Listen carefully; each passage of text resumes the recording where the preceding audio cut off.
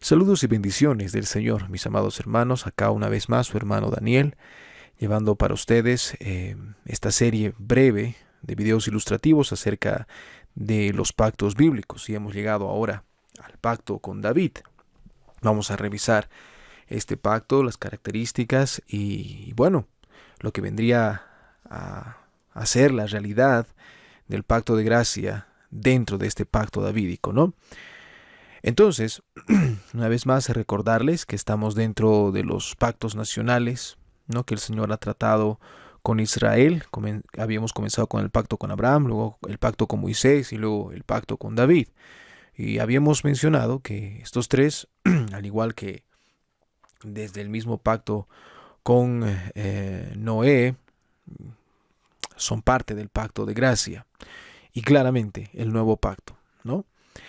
Pero también señalábamos que si bien Adán cayó en en el Edén del pacto de obras, eso no invalidó este pacto, el cual se nos sigue exigiendo hasta el día de hoy para que nosotros podamos vernos transgresores de ese pacto y podamos ir en arrepentimiento y fe a Cristo Jesús, al mediador del pacto de gracia, ¿no? Bien, hablemos entonces ahora de David. Brevemente el contexto, sencillo. Bueno, vemos que después de hacer el seguimiento al pueblo del pacto, ¿no?, y su gran desobediencia en el libro de Jueces, vemos que el Señor da su ley a Moisés y tras repetidas insolencias del pueblo, son llevados pues a un término en el cual, como dice el último capítulo del libro de Jueces, que cada quien hacía lo que bien le parecía porque no había rey en Israel. Y en ese sentido, pues, el pueblo, como vamos a ver en un momento, no pide de buena forma un rey.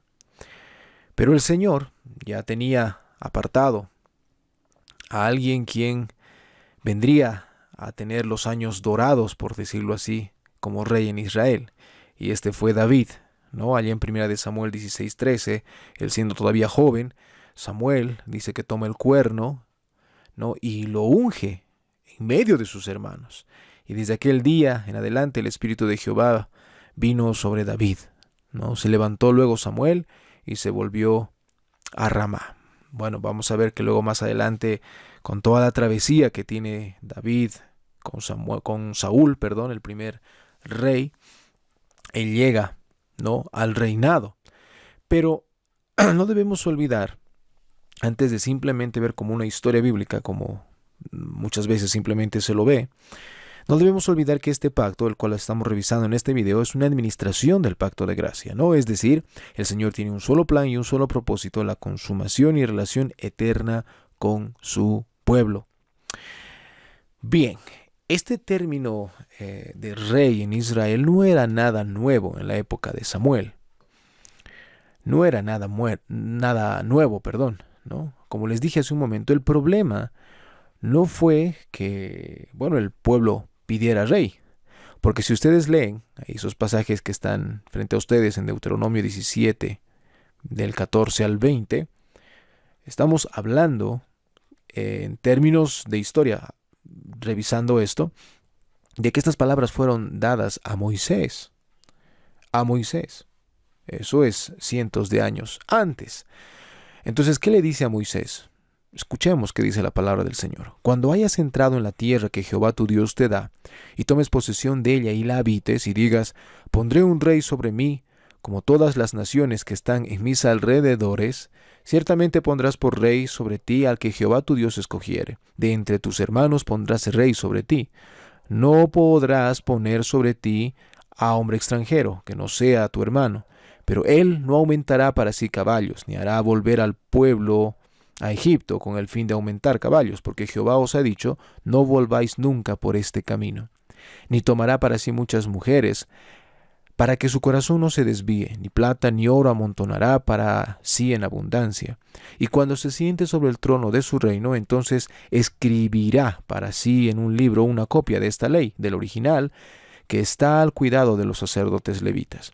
y lo tendrá consigo, y leerá en él todos los días de su vida, para que aprenda a temer a Jehová su Dios, para guardar todas las palabras de esta ley y estos estatutos, para ponerlos por obra, para que no se eleve su corazón sobre sus hermanos, ni se aparte del mandamiento a diestra ni a siniestra, a fin de que prolongue sus días en su reino, él y sus hijos en medio de Israel.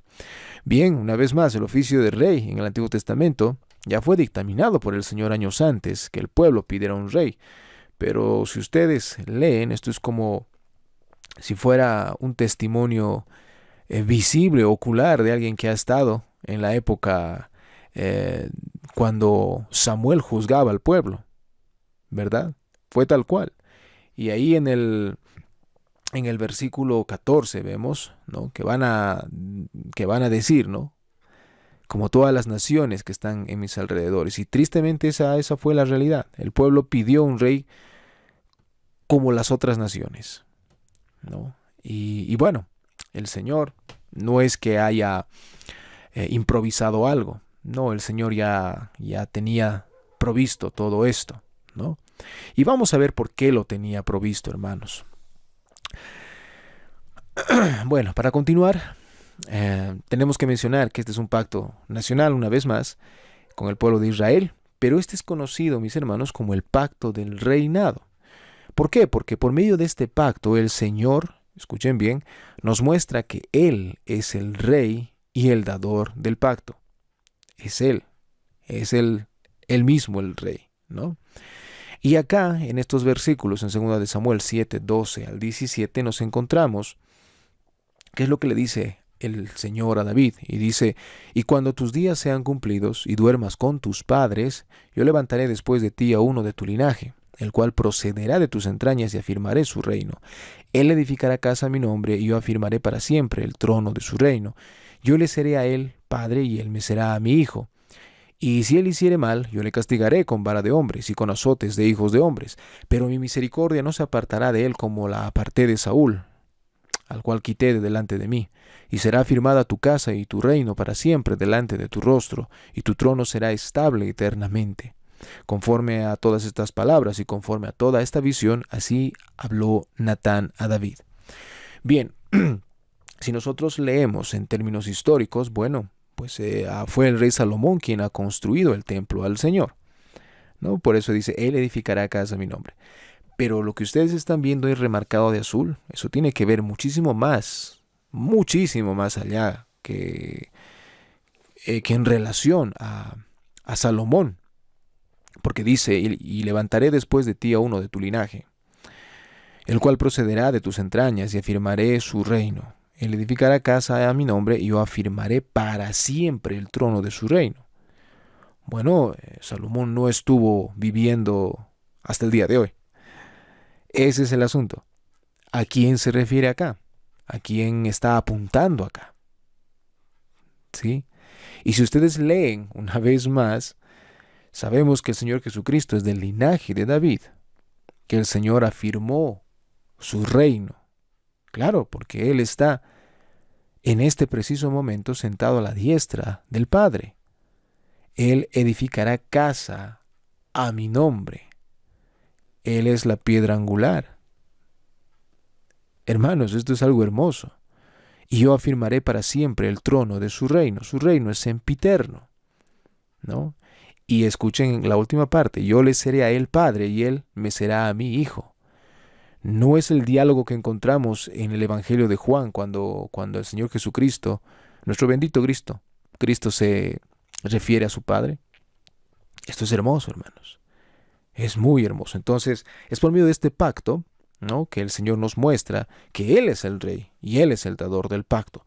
Pero, mis amados hermanos, si bien este pasaje bíblico, el cual hemos utilizado, no hay ninguna palabra que diga pacto, literalmente, o sea, no hay una mención específica a ello, pues hay dos pasajes que sí lo evidencian, ¿no? Por ejemplo, tenemos el que ustedes tienen ahí, para que podamos leer en 2 de Samuel, capítulo 23, versículos 3 al 5, que dice: el Dios de Israel, estas son las últimas palabras de David, el Dios de Israel ha dicho: me habló la roca de Israel. Habrá un justo que gobierne entre los hombres, que gobierne en el temor de Dios. Ese no es Salomón. Será como la luz de la mañana, como el resplandor del sol en una mañana sin nubes, como la lluvia que hace brotar la hierba de la tierra. No es así mi casa para con Dios. Sin embargo, Él ha hecho conmigo pacto perpetuo, ordenado en todas las cosas y será guardado, aunque todavía no haga Él florecer toda mi salvación y mi deseo.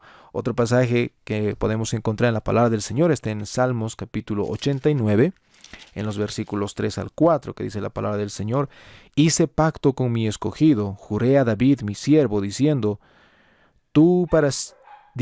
para siempre confirmaré tu descendencia y edificaré tu trono por todas las generaciones. Bien, claramente acá vemos que este es el pacto del reinado, en el cual, de una manera progresiva, pues el Señor está llevándonos a que nosotros meditemos esa revelación progresiva. Poco a poco nos ha ido mostrando, ¿no? Poco a poco nos ha ido mostrando. A Abraham se le es llamado profeta, ¿no?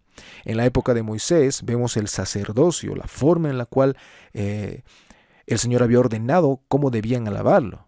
Y acá vemos lo que vendría a ser el reinado. Y algo muy interesante es que al Señor Jesucristo se le otorgan 3 oficios: de profeta, de sacerdote y de rey.